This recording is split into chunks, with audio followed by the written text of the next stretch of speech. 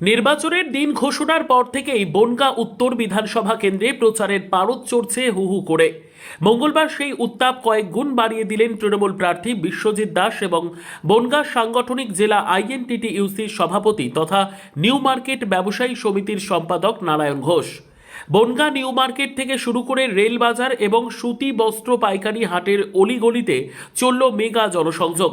রাজনৈতিক মহলের মতে বিশ্বজিৎ দাসের ব্যক্তিগত ক্যারিশমা আর নারায়ণ ঘোষের সাংগঠনিক দক্ষতার যুগলবন্দি বনগাঁর লড়াইকে যেন অনেকটাই একপেশে করে তুলেছে। ভোটারদের মন বুঝতে পেরে উচ্ছ্বসিত তৃণমূল শিবির। এদিনের প্রচারে শ্রমিক নেতা নারায়ণ ঘোষের ভূমিকা ছিল চোখে পড়ার মতো। আসলে স্থানীয় ব্যবসায়ী মহলে তার দীর্ঘদিনের গ্রহণযোগ্যতার পাশাপাশি শ্রমিক সংগঠনের মজবুত ভিত প্রার্থীর পথকে অনেকটা মসৃণ করে দিয়েছে। রেলবাজার ও পাইকারি বস্ত্র হাটে নারায়ণ ঘোষকে পাশে নিয়ে বিশ্বজিৎ দাস পৌঁছতেই ব্যবসায়ীদের মধ্যে এক অভূতপূর্ব উন্মাদনা লক্ষ্য করা যায়। নারায়ণ ঘোষ বলেন, বনগাঁর উন্নয়ন আর মানুষের পাশে থাকা এই দুই মন্ত্রেই আমরা বিশ্বাসী। ব্যবসায়ীরা জানেন তাদের বিপদে আপদে কারা পাশে থাকে, তাই বনগাঁ উত্তরে তৃণমূলের জয় এখন শুধুই সময়ের অপেক্ষা।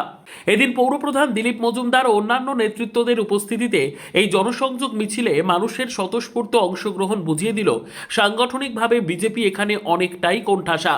বিশেষ করে পাইকারি বাজারের শ্রমিক ও ক্ষুদ্র ব্যবসায়ীদের মধ্যে নারায়ণ ঘোষের যে প্রভাব রয়েছে তা ভোটের বাক্সে তৃণমূলের অনুকূলে বড় লিড এনে দেবে বলেই বিশ্বাসী রাজনৈতিক কারবারিরা।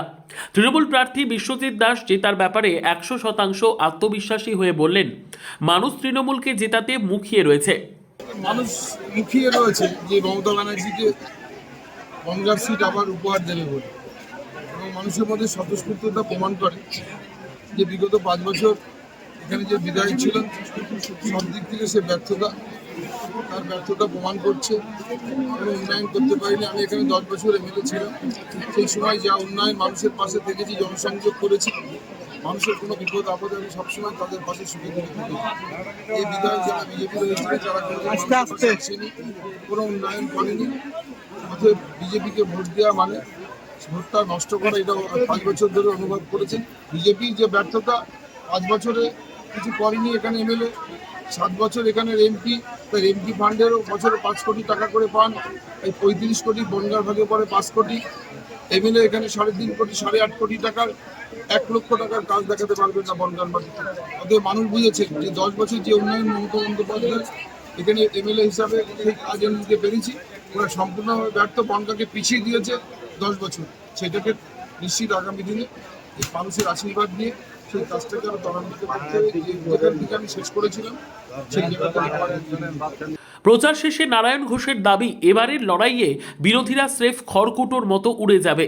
সব মিলিয়ে বনগাঁ উত্তরের মাটিতে দাঁড়িয়ে বিশ্বজিৎ দাসের এই হেভিওয়েট প্রচার তৃণমূল শিবিরে যে আলাদা অক্সিজেনের যোগান দিল তা নিঃসন্দেহে বলা যায়। Bureau report, digital news Bangla.